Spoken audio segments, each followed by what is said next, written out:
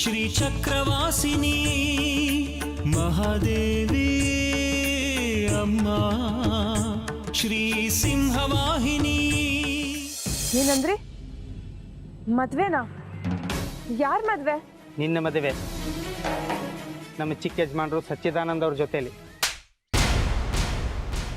ನಾನು ಅವಳಿಗೆ ತಿರುಗಿ ಬಾರಿಸ್ಬೋದಿತ್ತು, ಆದರೆ ಬಾರಿಸ್ಲಿಲ್ಲ. ಯಾಕೆ ಹೇಳು? ಮುಂದೆ ಅವಳು ನನ್ನನ್ನು ಮದುವೆ ಆಗೋಳು. ಈಗ ನಾನು ಅವಳಿಗೆ ತಾಳಿ ಕಟ್ಟಲಿಲ್ಲ ಅಂದರೆ ನಿನಗೆ ಈ ಊರಲ್ಲಿ ಟ್ರಾವೆಲ್ಸ್ ಇರಲಿ, ಒಂದು ಡ್ರೈವರ್ ಕೆಲಸನೂ ಸಿಗಲ್ಲ, ಬೇರೆ ಏನೂ ಮಾಡೋದಕ್ಕೆ ಬಿಡಲ್ಲ.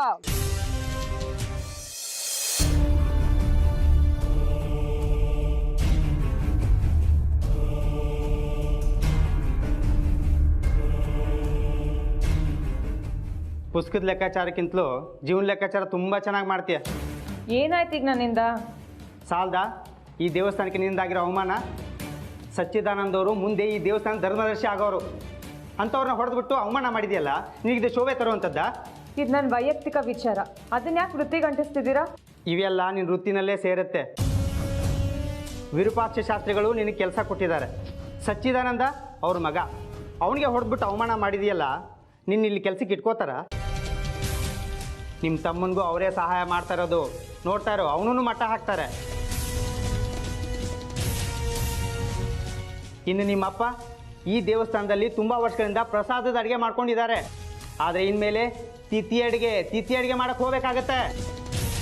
ನೋಡಿ, ನಮ್ಮ ಪಾಡ್ ನಮ್ಮದು, ನೀವು ಇದನ್ನೆಲ್ಲ ಹೇಳಬೇಕಿಲ್ಲ. ನಿಮ್ಮ ಮನೆ ನಡೀತಿರೋದೇ ವಿರೂಪಾಕ್ಷ ಶಾಸ್ತ್ರಿಗಳ ಕೃಪಾ ಕಟಾಕ್ಷದಲ್ಲಿ. ನಿಮ್ಮ ಇಡೀ ಸಂಸಾರ ಅವ್ರ ಹಂಗಿನಲ್ಲಿದೆ. ನಿನಗೂ ಸಚ್ಚಿದಾನಂದವ್ರಿಗೂ ಮದುವೆ ಮಾಡಬೇಕು ಅಂತ ಪ್ರಸ್ತಾಪ ಆಗಿತ್ತು, ಅವ್ರ ಕೆನ್ನೆಗೆ ಹೊಡೆದ್ಬಿಟ್ಟಲ್ಲ ನೀನು.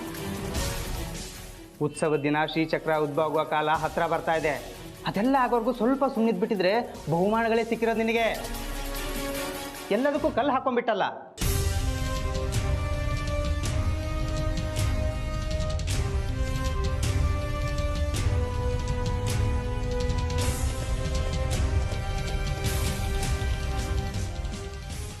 ಸಾಕು ನಿಲ್ಸು. ಸಚ್ಚಿದಾನಂದ ಅವ್ರ ಮೇಲೆ ಕೋಪ ಮಾಡ್ಕೊಂಡು ಅವ್ರ ಕೆನ್ನೆಗೆ ಹೊಡೆದೆ, ನನ್ನ ಮೇಲೆ ಕೋಪ ಮಾಡ್ಕೊಂಡು ಲೆಕ್ಕ ತಪ್ಪರಿದ್ರೆ ನಾನು ತಲೆದಂಡ ಕೊಡಬೇಕಾಗತ್ತೆ. ಸದ್ಯಕ್ಕೆ ನೀನು ಲೆಕ್ಕ ಬರೆಯೋದು ಬೇಡ. ಕಚೇರಿನಲ್ಲಿ ಇದ್ಕೊಂಡು ನನ್ನ ಊಟ ತಿಂಡಿ ವ್ಯವಸ್ಥೆ ನೋಡ್ಕೋ. ಎದ್ದಳ ಮೇಲೆ ಕೈ ಕಟ್ಕೊಂಡು ನಿಂತ್ಕೊ. ಅಲ್ಲಿ ಹೇಳಿದ್ ಕೇಳಿಸ್ತಾ ಇಲ್ವಾ? ಎದ್ದಳ ಮೇಲೆ.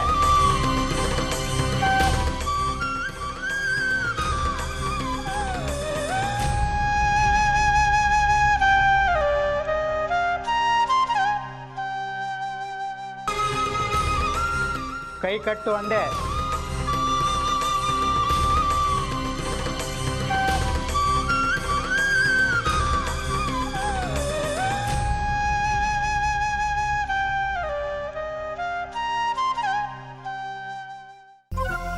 ಏನೋ ನಿನ್ನ ಈ ಸ್ಥಿತಿಲಿ ಬಿಟ್ಟು ಗುಂಡು ಹಾಕೋಕ್ಕೆ ಮನಸ್ಸು ಬರ್ತಿಲ್ಲ ಕಣೋ ವಿದ್ಯಾಶಂಕರ. ಹೆಣ್ಣದ ಅಂಗಡಿಗೆ ಹೋದೆ, ಗ್ಲಾಸ್ಗೆ ಎಣ್ಣೆನೂ ಹಾಕಿಸ್ಕೊಂಡೆ, ಉಪ್ಪಿನಕಾಯಿ ಮುಂದಿಟ್ಕೊಂಡಪ್ಪ. ಆದ್ರೆ ಯಾಕೋ ಗುಂಡು ಹಾಕೋಕ್ಕೆ ಮನಸ್ಸು ಬರಲಿಲ್ಲ. ಗ್ಲಾಸ್ನಲ್ಲಿ ಇದ್ದಿದ್ದೆಲ್ಲ ಚೆಲ್ಬಿಟ್ಟೆ. ನೀನೇನೇ ಹೇಳೋ, ಇವತ್ತು ನೀನು ಈ ಪರಿಸ್ಥಿತಿಗೆ ಬರೋದಕ್ಕೆ ಕಾರಣ ನಿಮ್ಮ ಅಕ್ಕನೇ ಕಣ. ಹೆಣ್ಣುಮಕ್ಕಳು ಒಂದು ಅಂಕೆಯಲ್ಲಿರಬೇಕು. ಸುಮ್ಮನೆ ಇರಿ ಚಿಕ್ಕಪ್ಪ, ನಮ್ಮ ಕರ್ಮಕ್ಕೆ ಅಕ್ಕಂಗೆ ಯಾಕಂತೀರಿ? ಗಂಡಸರ ಜೀವನ ಉದ್ಧಾರ ಆಗೋದಕ್ಕೂ ಹಾಳಾಗೋದಕ್ಕೂ ಹೆಣ್ಣೆ ಕಾರಣ ಕಣೋ, ಹೆಣ್ಣೆ ಕಾರಣ. ಇದನ್ನ ನಾನು ಕುಡ್ದು ಹೇಳ್ತಿಲ್ಲಪ್ಪ. ನಾನು ಕುಡಿದ್ರೆ ಆಡೋ ಮಾತೇ ಬೇರೆ. ಅದು ನಿನಗೂ ಗೊತ್ತು, ನನಗೂ ಗೊತ್ತು. ಕುಡ್ಕೊಂಬಂದಿದ್ದೀರಿ ನೀವು, ಇಲ್ಲ ಅಂತ ಸುಳ್ಳು ಹೇಳ್ತಿದ್ದೀರಿ. ಹೌದು ಕಣ, ಸಂಕಟ ತಡೆಯೋಕ್ಕಾಗಲಿಲ್ಲ. 3 ಪೆಗ್ಗು ಘಟ ಘಟ ಅಂತ ಏರ್ಸ್ಬಿಟ್ಟೆ. ಅದರ 4ನೇ ಪೆಗ್ಗು ನಿನ್ನ ಬಿಟ್ಟು ಹಾಕೋಕ್ಕಾಗಲಿಲ್ಲ, ಚೆಲ್ಬಿಟ್ಟಪ್ಪ. ನೋಡೋ, ಪುರಾಣ ಇತಿಹಾಸ ಚರಿತ್ರೆ ಯಾವುದನ್ನಾರು ತೆಗೆದು ನೋಡು. ಹೆಣ್ಣು ಹೆಣ್ಣು ಹೆಣ್ಣು. ದುರ್ಯೋಧನ ಜಾರು ಬಿದ್ದ, ದ್ರೌಪದಿ ನಕ್ಲು. ಮಹಾಭಾರತವೇ ನಡೆದೋಯ್ತು. ರಾವಣ ಬಿಲ್ಲೆತ್ತಕ್ಕಾಗಲಿಲ್ಲ ಅಂತ ಸೀತೆ ನಕ್ಕಿದ್ಲು, ರಾಮಾಯಣವೇ ನಡೆದೋಯ್ತು. ಸಚ್ಚಿದಾನಂದ ತ್ರಿಪುರ ಸುಂದರಿನ ಮದುವೆ ಆಗಬೇಕು ಅಂತ ಅಂದ್ಕೊಂಡಿದ್ದಕ್ಕೆ ಅವಳು ಕೆನ್ನೆಗೆ ಬಾರಿಸಿದ್ಲು. ಇನ್ನು ಕೈ ಏನಾದರೂ ಹಿಡ್ಕೊಂಡಿದ್ರೆ ಮುಗೀತು ಕತೆ. ಈ ಜಗ್ಗಿದಾದ ಹೇಳ್ತಾ ಇದ್ದೇನೆ, ಬರ್ದಿಟ್ಕೋ. ನಿಮ್ಮ ಮನೆ ಸಂಸಾರ ಎಕ್ಕುಟ್ಟು ಹೋಗುತ್ತೆ. ಇದು ಖಚಿತ ಖಚಿತ ಖಚಿತ.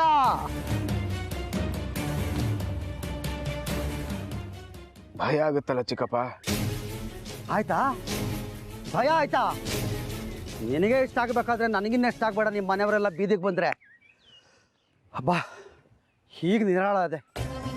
ನಿನ್ನ ಮುಂದೆ ಎಲ್ಲ ಕಟ್ಬಿಟ್ನಲ್ಲ, ನೆಮ್ಮದಿ. ಬಾರೋ, ಇದೇ ಫೀಲಿಂಗ್ನಲ್ಲಿ ಒಂದಷ್ಟು ಹಾಕೊಂಬರೋಣ. ನನಗೆ ಬೇಡ ಚಿಕ್ಕಪ್ಪ, ನೀವು ಹೊರಡಿ. ಆಯ್ತಪ್ಪ, ನನ್ನ ಹೆಂಡತಿ ಅಕ್ಕನ ಗಂಡನ ಮಗ ಹೇಳ್ತಾನೆ ಅಂದರೆ ನಾನು ಪಾಲಿಸದೇ ಇರೋಕ್ಕಾಗುತ್ತಾ? ದೇವಸ್ಥಾನಕ್ಕೆ ಬಂದವರೇ ಬೇರೆಯವ್ರ ಪರವಾಗಿ ತಪ್ಪು ಕಾಣಿಕೆ ಹಾಕ್ತಾರಂತೆ. ಹಾಗೆ ನಾನು ನಿನ್ನ ಪರವಾಗಿ 3 ತರಟೆ ಹಾಕೊಂಡ್ಬಿಡ್ತೀನಿ ಬಿಡು. ನಿನ್ನ ಆತ್ಮಕ್ಕೆ ಶಾಂತಿ ಸಿಗಲಪ್ಪ. ನೀನು ಇಲ್ಲೇ ಕೂತ್ಕೊಂಡು ಇನ್ನೊಂದಷ್ಟು ಯೋಚನೆ ಮಾಡು, ನಿನಗಿಲ್ಲೇ ನೆಮ್ಮದಿ ಸಿಗಲಿ. ಅಮ್ಮ ತಾಯಿ, ನಮ್ಮ ವಿದ್ಯಾಶಂಕರನ್ ಕಾಪಾಡಮ್ಮ.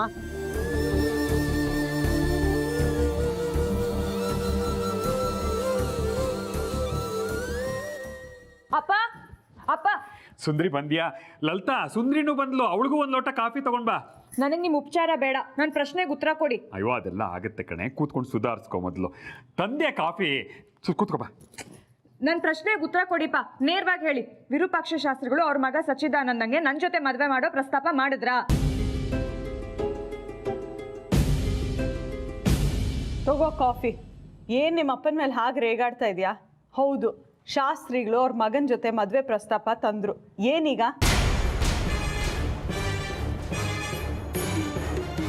ಆ ವಿಚಾರ ಮಾತಾಡೋಣ ಅಂತಾನೆ ಕಣೆ ನಿನ್ನೆ ಕಾಯ್ತಿದ್ದಿದ್ದು. ಅದೇನಾಯ್ತು ಗೊತ್ತಾ? ಈಗ ಅಮ್ಮನವರ ಆರಾಧಕಳಾಗಿರೋ ನಿಮ್ಮ ಮಗಳು ತ್ರಿಪುರ ಸುಂದರಿ ನಮ್ಮ ಮನೆ ಸೊಸೆಯಾಗಬೇಕು ಅನ್ನೋದೇ ನನ್ನ ಹೆಂಡತಿ ವಿಶಾಲಾಕ್ಷಿ ಇಚ್ಛೆ.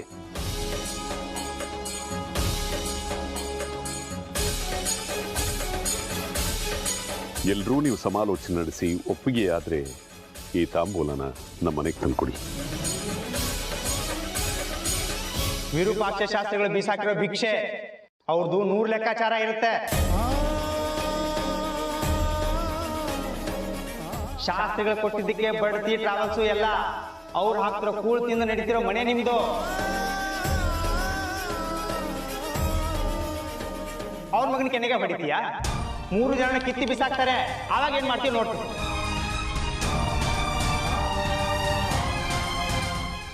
ಅವ್ರ ಸಂಬಂಧ ಸಿಗಬೇಕು ಅಂದ್ರೆ ನೀನು ಪುಣ್ಯ ಮಾಡಿರ್ಬೇಕು.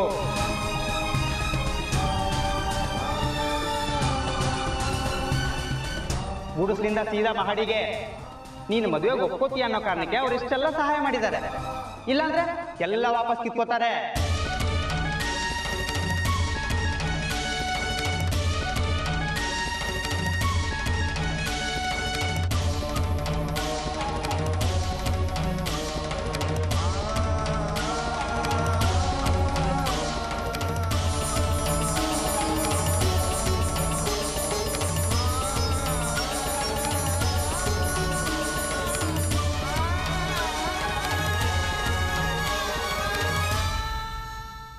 ಮಗಳೇ, ಇದರಲ್ಲಿ ಯಾರು ಒತ್ತಾಯನೂ ಇಲ್ಲ.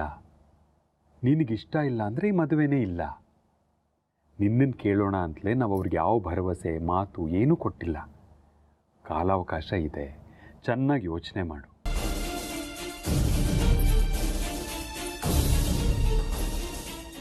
ನಿನ್ನ ನಿರ್ಧಾರ ಹೇಳಿದ ಮೇಲೇ ನಾವು ಮುಂದುವರಿಯೋದು. ನಮಗೂ ಏನು ಆತರ ಇಲ್ಲ.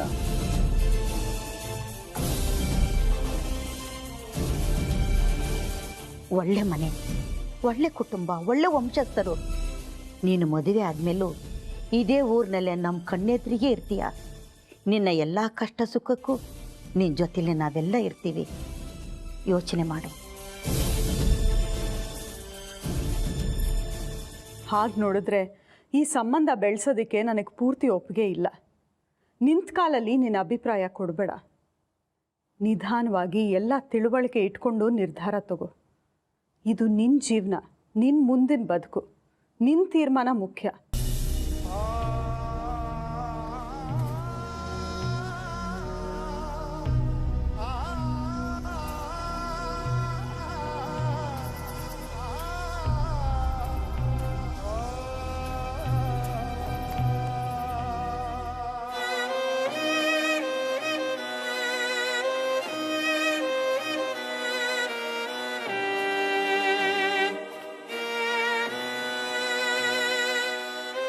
ಅಪ್ಪ ಅಮ್ಮ ಉಫ್.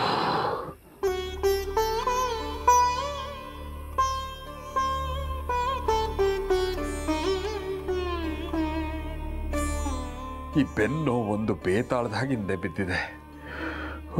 ಇದೊಂದಿಲ್ಲದೆ ಇದ್ದಿದ್ರೆ. ನಿಮ್ಮದು ಬರೀ ಮೇಲ್ವಿಚಾರಣೆ ಕೆಲಸ ಅಂತ ಹೇಳ್ತೀರಾ. ಅವ್ರು ಮಾಡೋ ಕೆಲಸನ ನೋಡ್ಕೋಬೇಕು ಅಷ್ಟೇ ಅಂತ ಅಂದ್ರಿ. ಯಾಕೆ ಇಷ್ಟೊಂದು ಬೆನ್ನೋವು? ಕೆಲಸ ಮಾಡೋದಕ್ಕೆ ಆಳುಗಳಿಲ್ವಾ? ಆಳುಗಳು ಮಾಡೋ ಕೆಲಸ ಎಲ್ಲ ಹಾಳೆ. ಅವ್ರಿಗೆ ಹೇಳಿ ಈ ಕಡೆ ತಿರುಗಿದ್ರೆ ಎಲ್ಲ ಎಡವಟ್ಟು ಮಾಡಿರ್ತಾರೆ. ಅವ್ರಿಗೆ ಹೇಳಿ ಅದನ್ನು ಅರ್ಥ ಮಾಡೋದಕ್ಕಿಂತ ನಾನೇ ಅತ್ಲಾಗಿ ಮಾಡಿಬಿಡೋದು ವಾಸಿ. ಹೋದಷ್ಟು ದಿವಸಕ್ಕೂ ಇದೇ ಆಗತ್ತಾ? ನೀವೇನು ಚಿಕ್ಕ ಹುಡುಗನ 4 ಗದರಿ ಕೆಲಸ ಕಲಿಸ್ಬೇಕು. ಅದು ಬಿಟ್ಟು ಅವ್ರು ಸರಿ ಇಲ್ಲ ಇವ್ರು ಸರಿ ಇಲ್ಲ ಅಂತ ನೀವೇ ಭಾರ ಹೊತ್ತು ನಿಂತ್ಕೊಳ್ಳೋದಕ್ಕಾಗತ್ತಾ? ಅಯ್ಯೋ, ಎಷ್ಟು ಹೇಳಿದ್ರು ಅಷ್ಟೇ ಕಣೆ.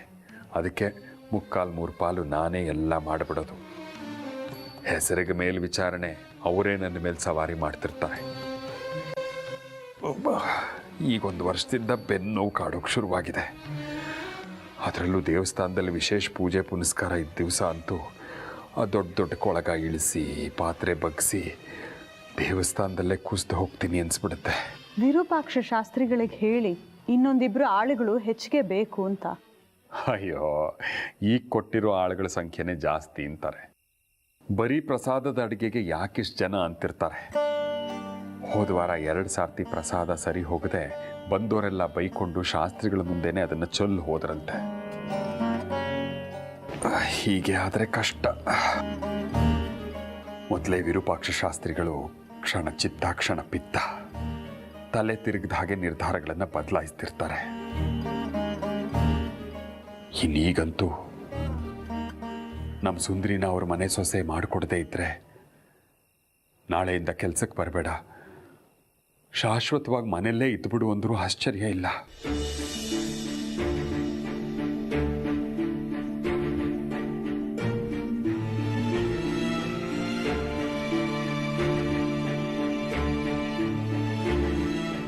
ಹಾಗಾದ್ರೆ ಮುಂದೆ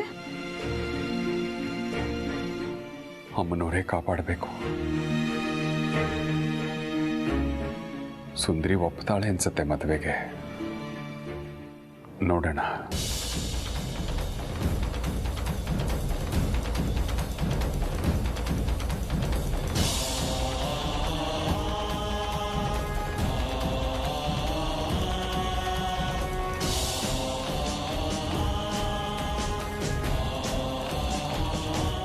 ನಿಮ್ಮ ಮನೆ ನಡೀತಿರೋದೇ ವಿರೂಪಾಕ್ಷ ಶಾಸ್ತ್ರಿಗಳ ಕೃಪಾ ಕಟಾಕ್ಷದಲ್ಲಿ. ನಿಮ್ಮ ಇಡೀ ಸಂಸಾರ ಅವ್ರ ಹಂಗನಲ್ಲಿದೆ.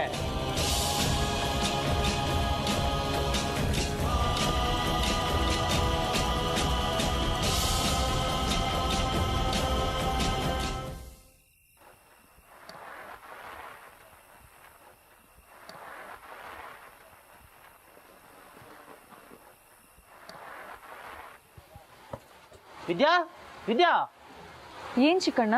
ವಿದ್ಯಾ ಇಲ್ವಾ? ಮಲ್ಗಿರ್ಬೇಕು, ಕರಿಲ್ಲ. ಕರೆಯೋದು ಬೇಡ. ಯಜಮಾನರು ಗಾಡಿ ಕೊಡ್ಸಿದ್ರಲ್ಲ ಅದನ್ನ ತಗೊಂಬ ಅಂತ ಹೇಳಿದ್ರು. ಕೀಗಳು ಕೊಟ್ಟರೆ ಸಾಕು. ನೀನು ಮದುವೆಗೆ ಒಪ್ಕೋತೀಯ ಅನ್ನೋ ಕಾರಣಕ್ಕೆ ಅವ್ರು ಇಷ್ಟೆಲ್ಲ ಸಹಾಯ ಮಾಡಿದ್ದಾರೆ. ಇಲ್ಲಾಂದ್ರೆ ಎಲ್ಲ ವಾಪಸ್ ಕಿತ್ಕೋತಾರೆ. ಏನು ಗಾಡಿಗಳನ್ನ ವಾಪಸ್ ಕೊಡ್ಬೇಕಂತ? ಯಾಕಂತೆ? ಅದು ನನಗೇನು ಗೊತ್ತಿಲ್ಲಮ್ಮ. ಕೀ ಕೊಡಿ ಅಷ್ಟೇ. ಅಮ್ಮ, ವಿದ್ಯನ್ ಕರಿ. ಅವ್ನು ಒಳಗಿಲ್ಲ ಕಣೆ, ಈಗಲೇ ಬರ್ತೀನಿ ಅಂತ ಹೊರಗಡೆ ಹೋದ. 1 ನಿಮಿಷ ಚಿಕ್ಕಣ್ಣ, ಅವ್ನು ಎಲ್ಲಿರ್ತಾನೆ ಅಂತ ಗೊತ್ತು. ಹೋಗಿ ಕರ್ಕೊ ಬಂದ್ಬಿಡ್ತೀನಿ. ಬೇಡ ಬೇಡ ಬೇಡ, ನೀವು ಊರೆಲ್ಲ ಉಳ್ಕೊಂಬರೋಷ್ಟೊತ್ತಿಗೆ ತಡ ಆಗುತ್ತೆ. ಯಜಮಾನರು ನನ್ನ ಬೈತಾರೆ. ಕೀ ಕೊಟ್ಟರೆ ಸಾಕು, ಹೊರಡ್ತೀನಿ ನಾನು. ಅವ್ನು ಬಂದಮೇಲೆ ನಾನು ಕೀ ತಗೊಡು ಅಂತ ಹೇಳಿ. ಈಗ ಕೀ ಕೊಡಿ ಬೇಗ.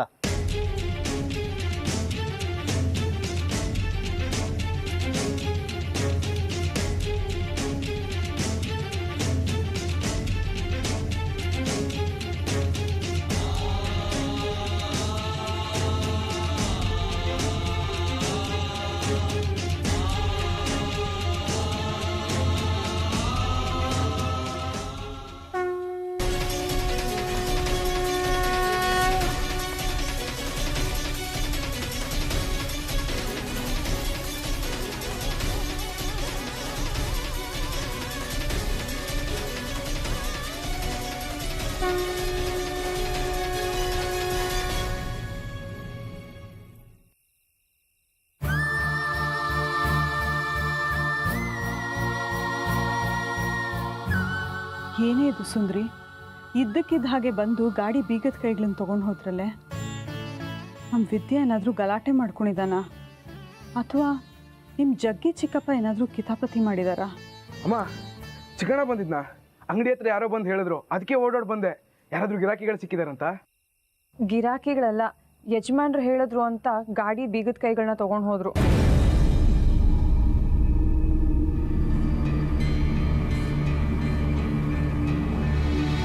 ಯಾಕೆ ಕೊಡೋಕೆ ಹೋದ್ರೆ? ನಾನು ಬರೋವರೆಗೂ ಇರುವಂತ ಹೇಳ್ಬೇಕಿತ್ತು. ಎಷ್ಟು ಹೇಳಿದ್ರು ಕೇಳಲಿಲ್ಲ ಕಣೋ. ತುಂಬ ಒತ್ತಾಯ ಮಾಡಿದ್ರು, ಏನು ತೋಚಲಿಲ್ಲ, ಅದಕ್ಕೆ ಕೊಟ್ಬಿಟ್ವಿ. ಯಾಕೋ ವಿದ್ಯಾ, ಏನಾದರೂ ಗಲಾಟೆ ಮಾಡ್ಕೊಂಡಿದ್ಯಾ?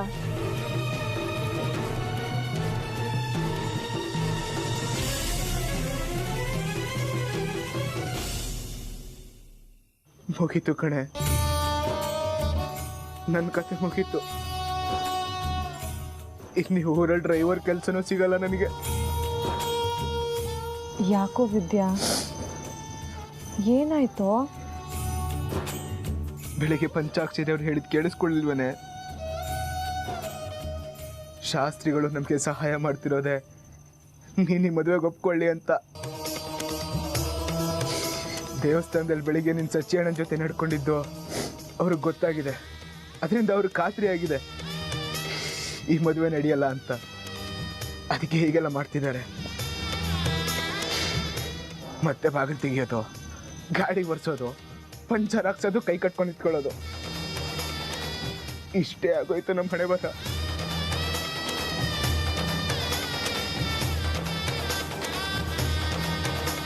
ನೋಡಿದ್ಯಾ, ನಿನ್ನ ಮಗಳು ಮಾಡಿರೋ ಗಣಂದಾರಿ ಕೆಲಸದಿಂದ ನಿನಗಿಷ್ಟು ಆಘಾತ ಆಗಬೇಕಾದ್ರೆ ನಮ್ಗೆ ಅನ್ನ ಹಾಕೋ ದನಿಗಳವರು, ಅವ್ರಿಗೆ ಎಷ್ಟು ಸಂಕಟ ಆಗಿರಬಾರ್ದು. ಆಹಾ ಹಾ ಹಾ ಹಾ ಹಾ, ಏನು ದುರಹಂಕಾರ ಅಂತೀನಿ. ಸಚ್ಚಿದಾನಂದವ್ರ ಕೆನ್ನಿಗೆ ಹಾಗ ಹೊಡೆಯೋದು.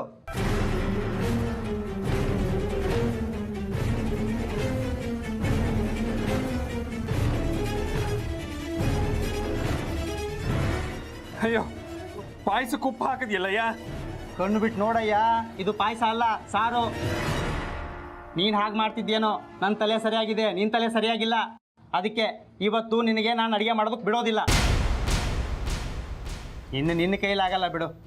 ನಮ್ಮೂರಿಂದ ನಮ್ಮ ಬಾಮೈದನ್ನು ಕರೆಸ್ತಾ ಇದ್ದೀನಿ. ಅವನೇ ಇನ್ಮೇಲೆ ಈ ಅಡುಗೆ ಮನೆಗೆ ಮೇಲ್ವಿಚಾರಕ. ಇನ್ನು ಕೆಲವೇ ದಿನದಲ್ಲಿ ಉತ್ಸವ ಪ್ರಾರಂಭ ಆಗುತ್ತೆ, ಶ್ರೀಚಕ್ರ ಉದ್ಭವ ಆಗುತ್ತೆ. ಅದನ್ನು ನೋಡೋಕ್ಕೆ ಅಂತ ಎಲ್ಲೆಲ್ಲಿಂದನೂ ಜನ ಬರ್ತಾರೆ. ಅಂಥ ಸಮಯದಲ್ಲಿ ನನ್ನ ಭಾಮೈದ ಅಡುಗೆ ಮೇಲ್ವಿಚಾರಕ. ಆಹಾ ತಾಯಿ, ನಿನ್ನ ಕೃಪೆನೇ ಕೃಪೆ ತಾಯಿ. ಹೇಗಯ್ಯ? ವಿರೂಪಾಕ್ಷ ಶಾಸ್ತ್ರಿಗಳೇ ನನಗೆ ಮೇಲುಸ್ತುವಾರಿ ಕೆಲಸ ವಹಿಸಿದ್ದಾರೆ. ಈಗ ನಿನ್ನ ಭಾಮೈದ ಬಂದ್ಬಿಟ್ರೆ ಅವ್ನ ಮೇಲ್ವಿಚಾರಣೆ ಕೊಟ್ಬಿಡ್ತಾರ? ಅಲ್ಲಯ್ಯ, ಬುದ್ಧಿ ನೆಟ್ಗಿಲ್ವಾ ನಿನಗೆ? ನಿನ್ನ ಮಗಳು ಮಾಡಿರೋ ಅವಾಂತರಕ್ಕೆ ಶಾಲ್ ಹೊತ್ತು ಸನ್ಮಾನ ಮಾಡ್ತಾರೆ ವಿರೂಪಾಕ್ಷ ಶಾಸ್ತ್ರಿಗಳು. ನಿನಗೆ ನಿನ್ನನ್ನು ಈ ದೇವಸ್ಥಾನದಿಂದಲೇ ಒದ್ದು ಓಡಿಸ್ತಾರೆ. ಆಗ ಇಲ್ಲಿ ಯಾರು? ನನ್ನ ಬಾಮೈದ ತಾನೇ.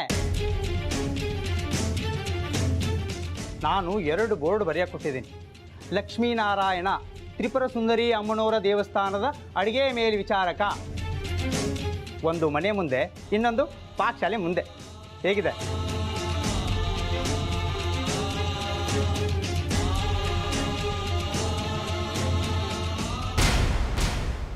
ಅಕ್ಕ ಅಕ್ಕ, ವಿಷಯ ಗೊತ್ತಾಯ್ತೇನೆ? ನಮ್ದೇ ನಮ್ಗಾಗಿದೆ. ಇನ್ನು ಬೇರೆ ವಿಷಯಗಳು ಕಿವಿಗೆ ಹಾಕೊಳ್ಳೋದಕ್ಕೆ ಸಮಯ ಇಲ್ಲ. ನಿಮ್ಮನೆ ವಿಷಯನೇ ಕಣೆ. ಹ್ಞೂ, ನಮ್ಮ ಸುಂದ್ರಿ ಮದುವೆ ವಿಚಾರ ಇಡೀ ಊರಿಗೆ ದೊಡ್ಡ ಸುದ್ದಿ ಆಗಿದೆ. ಇನ್ನೂ ಪತ್ರಿಕೆಗಳಲ್ಲಿ ಬಂದಿಲ್ಲ ಅಷ್ಟೇ. ಅಷ್ಟೆಲ್ಲ ಗೊತ್ತಿರೋಳ್ಗೆ ನಿನ್ ಮಗಳು ನೆನ್ನೆ ದೇವಸ್ಥಾನದಲ್ಲಿ ಮಾಡಿರೋ ಅವಾಂತರ ಗೊತ್ತಿಲ್ವಾ? ಏನೇ ಮಾಡಿದ್ಲು ನನ್ನ ಮಗಳು? ನಿನ್ ಮಗಳು ಸುಂದ್ರಿ ಸಚ್ಚಿದಾನಂದಂಗೆ ಕೆನ್ನೆಗೆ ಬಾರ್ಸ್ ಬಂದಿದ್ದಾಳೆ.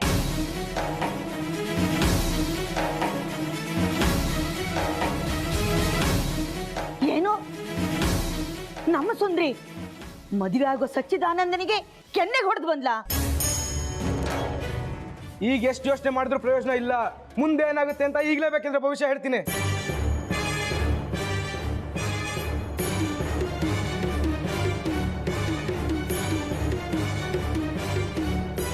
ಯಾಕೆ ಹೀಗೆ ಮಾಡಿದೆ? ಮನೆಯಲ್ಲಿ ಅವನ ಜೊತೆನೆ ಮದುವೆ ಮಾತುಕತೆ ನಡೀತಾ ಇರುವಾಗ ಹೀಗೆ ಯಾಕೆ ಮಾಡಿದೆ? ಈ ವಿಷಯ ಏನಾದರೂ ವಿರೂಪಾಕ್ಷ ಶಾಸ್ತ್ರಿಗಳ ಕಿವಿಗೆ ಬಿದ್ದರೆ ಇನ್ನೂ ಏನೇನಾಗುತ್ತೋ. ನನ್ನ ಮದುವೆ ಪ್ರಸ್ತಾಪದ ವಿಷಯ ನನಗೆ ಗೊತ್ತಿಲ್ಲ ಅಮ್ಮ. ನಾನು ಅವನಿಗೆ ಹೊಡೆದಾಗ ನಂಗೆ ಯಾರೂ ವಿಷಯನೇ ಹೇಳಿರಲಿಲ್ಲ. ಆ ಪಂಚಾಕ್ಷರಿ ನಾನೇನೋ ಸಚ್ಚಿದಾನಂದನ್ ಗುಲಾಮ್ಳು ಅನ್ನೋ ಹಾಗೆ ಮಾತಾಡ್ದ. ನನಗೆ ಕೋಪ ಬಂತು. ನನ್ನ ಬಗ್ಗೆ ಈ ರೀತಿ ತಪ್ಪು ಸುದ್ದಿನ ಹಬ್ಸ್ತಿರೋದು ಅವನೇ ಅಂತ ಅವ್ನ ಕೆನ್ನೆಗೆ ಹೊಡೆದೆ. ಮುಂದೇನಾಗುತ್ತೆ ಅಂತ ನಾನು ಹೇಳ್ತೀನಿ ಕೇಳಿ. ಇವಳು ಲೆಕ್ಕ ಬರೆಯೋ ಕೆಲಸ ಹೋಗುತ್ತೆ, ಮತ್ತೆ ಮೆಟ್ಲೆಣ್ಸು ಕಸ ಗುಡಿಸು, ಅಪ್ಪನ ಮೇಲುಚ್ಚುವರಿನೂ ಗೋತಾ, ಮತ್ತೆ ಅನ್ನ ಬೇಯಿಸು, ಸಾರು ಕುಚ್ಚು. ನನ್ನ ಟ್ರಾವೆಲ್ಸ್ಗೂ ಬೇಗ, ಮತ್ತೆ ಎಲ್ಲ ನಿಟ್ಟು ಉಪವಾಸ. ಎಲ್ಲರನ್ನೂ ಹಾಳು ಮಾಡ್ಬಿಟ್ಟಿಯಲ್ಲೇ.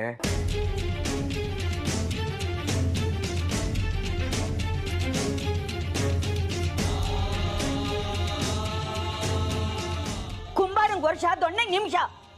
ಆ ಕಡೆಯಿಂದ ಅದೃಷ್ಟ ಹುಡಿಕೊಂಬರುತ್ತೆ, ನಾವು ಈ ಕಡೆಯಿಂದ ಕಳ್ಕೊತಿದ್ದೀವಿ.